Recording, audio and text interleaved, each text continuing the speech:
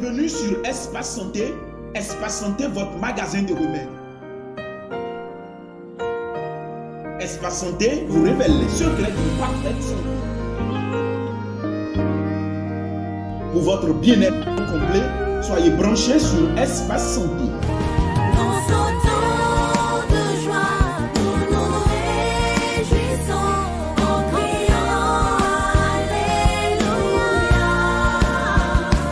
Espace Santé sur Homocele Boys vous aide à assainir votre état de santé.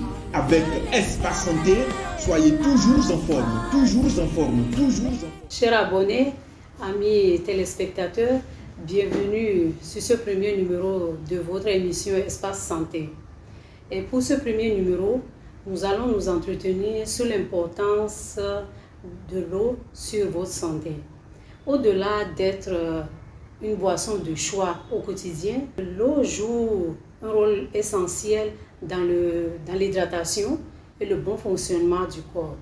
L'eau est essentielle pour le fonctionnement de notre corps, tel que par exemple la digestion, la souplesse et la santé de la peau, l'élimination des déchets dans l'urine et dans les selles, la souplesse des articulations.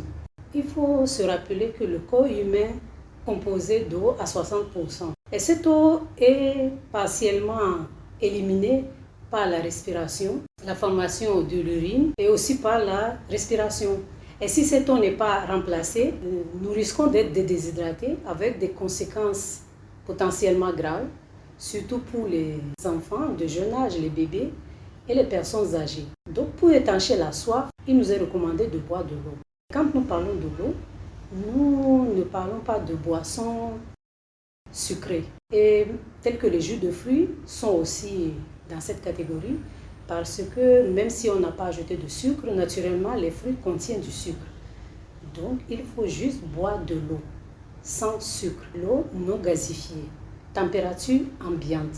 Nous ne sous-entendons pas par l'eau les aliments liquides tels que le lait ou les laits végétaux. Ces boissons-là contiennent beaucoup de sucre, ce qui n'est pas sans influence sur notre organisme. Quand nous disons boire de l'eau, il faut boire de l'eau de robinet, de l'eau plate, non gazifiée, à température ambiante. Combien d'eau nous devons boire? Quelle quantité? Il n'y a pas une réponse précise à cette question. Cela dépend de votre état de santé, de la température ambiante. Cela dépend aussi de votre activité. Il faut savoir que de façon générale, une femme enceinte, par exemple, doit boire plus d'eau. Une personne avec une insuffisance cardiaque doit au contraire suivre strictement les normes en quantité d'eau qui lui a été prescrite par le médecin. Une personne qui souffre de diarrhée ou de vomissement se voit rapidement éliminer ses ressources d'eau de son organisme et doit naturellement les compenser plus vite. De façon générale, pour une personne en bonne santé, on recommande de boire 1,5 litre à 2 litres d'eau repartis de manière progressive dans la journée. C'est-à-dire qu'il n'est pas bien de se lever et de boire d'un coup 1 litre d'eau.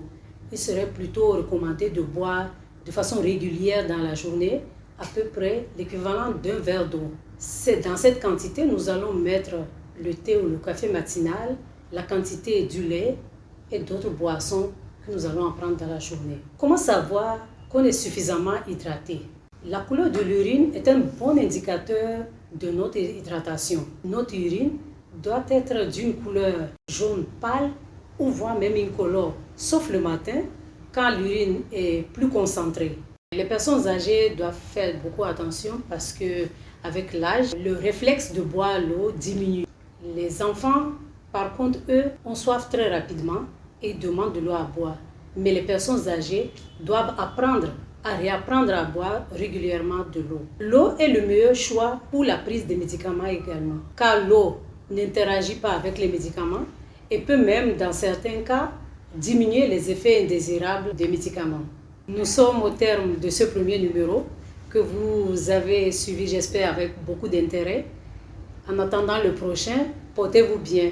Au revoir.